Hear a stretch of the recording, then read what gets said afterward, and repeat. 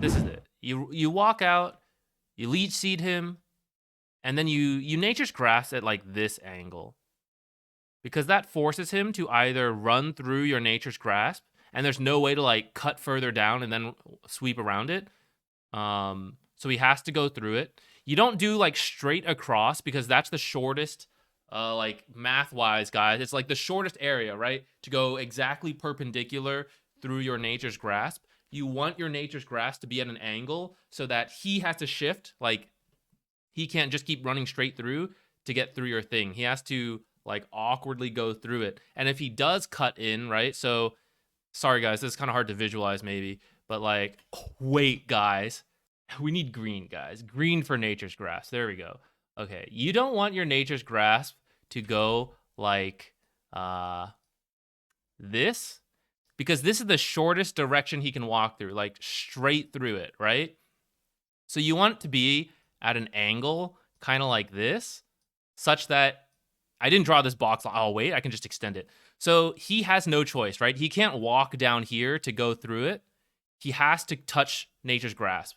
So his options are to run like in a straight down line, and that is a longer time through nature's grasp, or he goes and cuts in this direct, hold on, we need another line. He tries to go perpendicular, right? He goes perpendicular like this, but that cuts in towards the trees where you are. So you get to punch him more and like body block him into nature's grasp. So then he has to like run this way instead, and that's a longer time through nature's grasp. So he's slowed more, takes more damage, or he has to go like up through here. That's terrible for him. Or he has to run this way into the trees, which avoids nature's grasp entirely, but now he is stuck over here, and you can run in there and like get him trapped in the trees and all that. This one actually wasn't that bad, okay? So for all my complaining, this angle was not too bad, but it could be a little steeper. So like instead of this tree, you could go to like, say this, like towards the ward a little bit. And this would be like a steeper angle and allow you to kind of run him down. But actually with the Crystal Maiden, maybe you don't need to do that. Okay, this pull's good because they're over there. I would even like stay here and possibly attack these creeps. Excellent.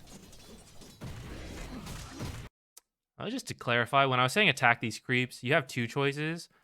Either attack your creeps or get this tomato killed off first. And I would look over here and consider your offlaner when making this decision and decide how much time do I have? Can I get a deny and this creep will die on its own before they get over here? Or do I need to kill this before they come contest because all our creeps are dead? In this case, all your creeps are dead, and so they're going to come over. And then look, they get here, and now if you want to go for this creep, you have to commit a spell or go for an auto attack trade, but most carries tend to have higher damage, especially with the Quelling Blade, than most supports. And so boom. Oh, okay. He missed it. Okay, guys, he was supposed to get it. Lifestealer would have gotten that last hit, and then if we think about it, we see 3 creeps here, right? Only one got killed by the camp while Lifestealer was over here. Denied 1 creep. Excellent. Now Lifestealer walks over here, kills the big creep. Wait a second, guys, that tomato was worth more than the melee creep. So Lifestealer is actually perfectly fine here. He's happy with it. So that's why you have to like judge how much time you have and like, can I kill multiple of my own creeps, or do I need to kill the big creep first so that I only deny 1 creep to Lifestealer, but I get the big creep. Then he gets over here, there's 3 creeps and the potato creep. You can then contest the potato creep and he's not worth as much, but it's like the big creep you really want to get them killed off. And if your offlaner's prepared to like come contest with you, that's like another scenario. But in this case, Dawnbreaker was holding it out here for equilibrium, and so we didn't really get to do it. Nice try. Angle of approach here. We see Lifestealer running this way. You want to return to the lane, but you still need to understand that Lifestealer is going to pop out right here in about 3 seconds. There he is. And now we're too close again. Right? We're too close. We never need to be less than attack range, unless we want to, because we're going for a kill or something. In this case, you've got a 4th health, and he's mostly full. So, like, that's not happening. So this is the pathing issue on, like, how you chose to return to lane. You see you're just getting like zoned out, and this feels really bad. Getting harassed a lot, but actually Lifestealer does have his own heal and has a dispel for some of this stuff, so you kind of do want to let him take a little bit more damage. Excellent mango timing in first level 2 for the first blood. Get over here and stack. Get over there. Get over there. Look, excellent. Now bolt. Move it. Move your ass. Get over here. Run for it. You can maybe make this stack. You can even do the hard camp. It wouldn't be the worst. I know that sounds weird because usually it's like, oh, the offlane's going to benefit from that. But you could frostbite the hard camp creep and like attempt to pull, you know? So either one of these could work. You have a big creep wave here building up, so you need to do something to fix it. And so either stacking the small camp and then do a double pull later, or sorry, just a pull with a stacked camp, or pull and stack this camp at like 155 down here to pull this creep wave, and then use frostbite to like kill a creep later if you want. I think either one of those could be good. First blood.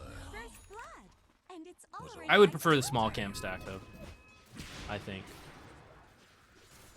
Oh, you do this? Okay, this is actually also very good. I didn't mention this option, but this is actually fantastic. This is like hardest to guarantee though, because if they just ran up, they would have stopped you. So you can always try this. And in fact, this is probably the best case scenario you could have actually gotten. Like double stack this and then do this pull you did right here. But there's no like guarantee this kind of things happen. But the fact that you did see it coming and went for it is actually really good. Okay, I said I was supposed to go faster so that we could see past the laning stage. I actually don't know if you need to do this. I just kind of watched you do it, but you can kind of see you didn't need to do this. So you can start this pull, right? And then while this is happening, what's your camera view right now? Okay, so right now you're only looking to do this pull. Once you attack this creep at, let's say 117, right? And then you click down here, that's all you need to do. You could hands off the keyboard for 10 seconds and the pull will complete. You're fine. So at this time, you should come over here and take a look and ask yourself, like, do I really need to pull the entire wave or not anymore? Because I can still stop. I can still just issue a stop command without looking. Like my hero selected, I can stop and the pull won't complete. And so when you look at this, you have like 2 creeps and a half one, and they have a full wave coming up here. So you don't actually need to pull the whole wave here.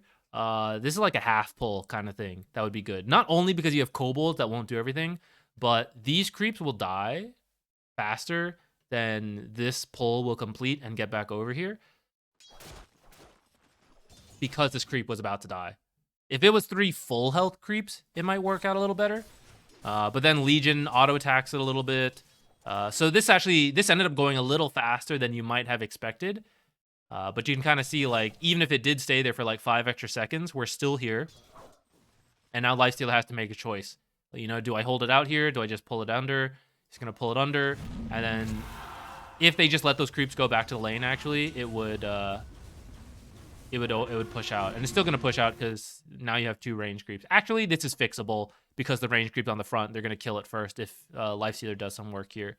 But that's why a half pull there would have been a little better. And you can take a look and take your best judgment. I know it's really hard. Like, when I saw that, I was also a little unsure. I was like, maybe he gets away with this, but probably, I don't know. Like, I lean to the not just because, I don't know, play enough, I guess. So at least come over, take your best guess, and then you learn, and you're like, 3 creeps, that's enough time. And then it wasn't enough time. You're like, okay, not enough time. 4 creeps next time then. Something like that. 3 creeps should have been okay if they were all full health, though, and Legion didn't attack.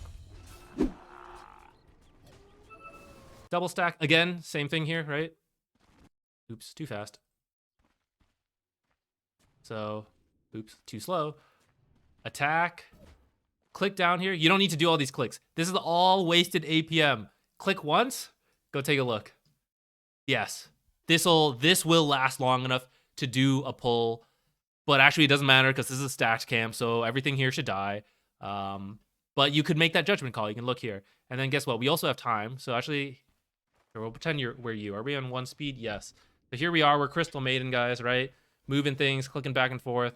Okay, attack. click, come over here. Legion, okay, let's take a look at top. Snap back to my hero, pull complete, back to Legion, back to mid real quick, back over here. The creeps are doing their own thing.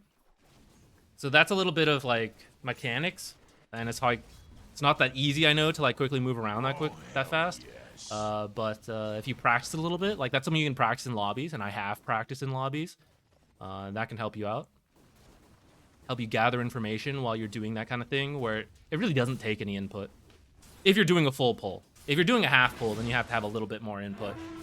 Thanks for watching, friends. If you want one of your games analyzed, try to drop by one of the Wednesday streams. We do replay analysis giveaways there, starting at 6:30 p.m. Central Time every Wednesday, unless I'm not, in which case you might want to join the Discord to find out any notifications. Links are in the description. Thanks again, guys.